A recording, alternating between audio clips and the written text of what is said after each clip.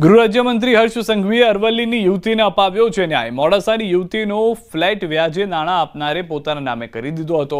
ભાઈને વિદેશ મોકલવા લીધેલા 28 લાખના બદલે ફ્લેટ નામે કરી લેતા ફસાઈ હતી યુવતી। ફ્લેટ અન્યના નામે થઈ જતા યુવતી અને પરિવારજનો ચિંતામાં મુકાયા। ગૃહ રાજ્યમંત્રી હર્ષ સંઘવીએ રજૂઆત કરતા મામલાનું સુખદ સમાધાન આવ્યું। અરવલ્લી એસપી દ્વારા યુવતીને ન્યાય માટે કરાઈ સમાધાનપૂર્વક કાર્યવાહી। ગૃહમંત્રીની હાજરીમાં યુવતીને ફ્લેટના દસ્તાવેજ પરત કરાવ્યા। तेरा तुझको अर्पण कार्यक्रम हेठળ યુવતીને દસ્તાવેજ પરત અપાયા। હર્ષ સંઘવીનું કડક શબ્દોમાં નિવેદન, લુખ્ખાઓને છોડીશું નહીં।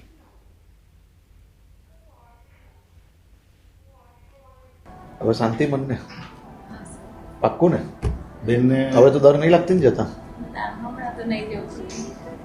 જરાય ડરવાનું નહીં। આ બધા છે જ, આવા બધા લુખ્ખાઓને અમે સીધા કરી લેશો, તમારે ડરવાની જરૂર નથી કોઈ। અમદાવાદમાં નવરાત્રીની તૈયારી જોરશોરથી ચાલુ છે। ગરબા આયોજકો પણ મંજૂરીની રાહ જોઈને બેઠા છે। શહેરમાં 66 આયોજકોએ મંજૂરી માટે પોલીસને અરજી આપી છે, પરંતુ પોલીસ દ્વારા અત્યાર સુધીમાં કોઈ મંજૂરી આપવામાં આવી નથી। પોલીસનું કહેવું છે કે માર્ગદર્શિકા હેઠળના તમામ નિયમોનું પાલન કર્યા પછી જ મંજૂરી મળશે।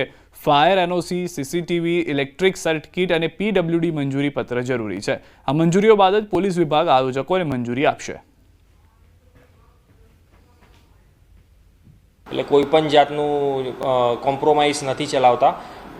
પૂરેપૂરા ડોક્યુમેન્ટ્સ હશે તો જ તમને પરમિશન મળશે અને એ રીતનું આયોજન આ વખતે કરેલ છે। પોલીસનો સપોર્ટ અમને ખૂબ જ સારો છે અને બધી જ રીતે આપણે પોલીસને પણ કોઓપરેટ કરીએ છીએ, એ જ રીતે એ લોકો અમને પણ કરે છે। સ્ટેજ અથવા તો એવું કોઈ સ્ટ્રક્ચર પ્રસ્થાપિત કરવામાં આવે તો એના માટે પીડબ્લ્યુડીના નોર્મ્સનું પાલન કરવાનું રહેશે।